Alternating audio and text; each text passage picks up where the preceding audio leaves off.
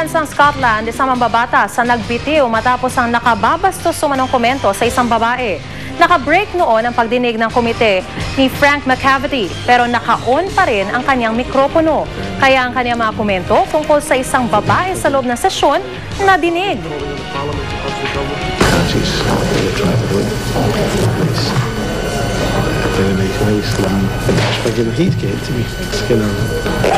Like Filipino, the film you see in a program painting, that's really about the culture.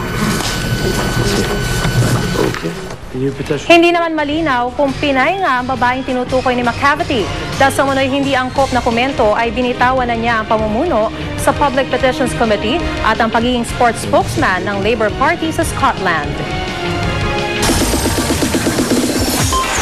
Chika Minute! Humarap sa mga miyembro ng press ang cast ng Trudy's Liit. Kabilang syempre sa mga bumida ang bibong bulilit na si Jillian Ward. Makichika tayo kay Aubrey Carampel. Muli na namang nagpabiba si Jillian Ward sa press con ng Trudy's Liit kahapon. Ano yung dinadrawing mo? Ano yun? Yung baboy ko na si Bokya. Si Bokya? Little, small circle, big circle, Bokya!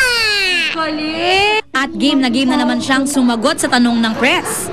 Naroon din ang cast ng Trudy's Liit na sina Maxine Magalona, Mike Tan, Pauline Luna, Gina Alahar, Maricel Morales at Ian Veneracion. Marami naman ang nakapansin ng sexing outfit ni Maxine. Supportive naman ang ang family ko and syempre ang mom ko. Todo suporta sila. Kaya lang yung mom ko, hindi siya nakarating ngayon kasi meron siyang ginagawa rin, busy din siya. So, ayun. Pero okay lang yun. I'm sure ayaw pumunta. Bukod sa storya ng batang bulilit na si Trudy's, isa rin daw sa dapat abangan ay ang panibagong love team ni na Maxine at Mike. Natutuwa raw si Maxine na panibagong leading man na naman ang makakasama niya. Maging si Mike daw, excited na rin pero aminado siyang naiilang siya kay Maxine. Sino ba namang hindi may ilang sa kanya? Alam mo yun? Ulit naman nila. Oo. Pero syempre yung mga una, hindi ko alam. Syempre babae pa rin si Max, lalaki ako. Nailang lang talaga ako. Pero ngayon okay na kami. Sa Lunes na magsisimula ang Trudy's Liit pagkatapos ng Day 17. Sana manood po kayong Trudy's Liit dahil malapit na po. Aubrey Carampel, updated sa Showbiz Happenings. May mga showbiz news pa kayong dapat abangan, kaya stay tuned. Sa gitna ng bad news, nariyan ang good news.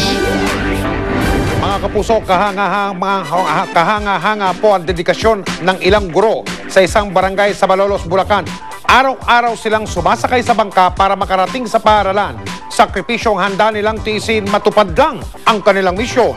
Yan ang magandang balitang tinutukan ng GMA News stringer Romer Ramos.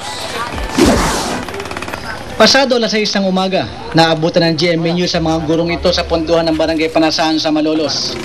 Naghintay pa sila ng 30 minuto. Kailangan pang punuin ng bangka sa biyahe. Ito ang tumatambad sa kanila. Dahil maliit lang ang bangka, ang ilan nagpapayong para di mabasa. Nakausap ko si Teacher Juan Carlos Vergel, 4 na taon ng guro sa Barangay Pamarawan. Nahihirapan pero sabi nga parte ng trabaho. Kailangan gawin, kailangan mong pagsikapan para sa sarili mo at para din sa mga estudyante kung maasa sa'yo. Umabot ng 45 minuto ang biyahe. Pagdating sa Barangay Pamarawan, diretso na sila sa kanilang eskwelahan.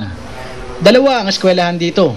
Isang pampubliko, ang Pamarawan Elementary School, at ang pribadong Immaculate Conception School of Malolos, Stella Maris. Bukod sa mga bata sa Barangay Pamarawan, dito rin nag-aaral ang mga bata sa mga karatig barangay. Ayon sa mga guro, mas mainam na sila na lang ang magsakripisyo kaysa ang mga estudyante. Todo tiis nga lang daw, lalo pag umuulan. Talagang malaki sakripisyo ng mga teacher dito, lalo na kung umuulan. At baha dyan sa daan, nag-high tide, parang lumulusong sila sa baha. Sinasagupa nila yung malalaking alon. Nalulubog po talaga itong namin, mga school. Hanggang hindi lubog yung room namin, diretso rin po ang klase namin. Ganun po. Nagkaklase din po kahit high tide.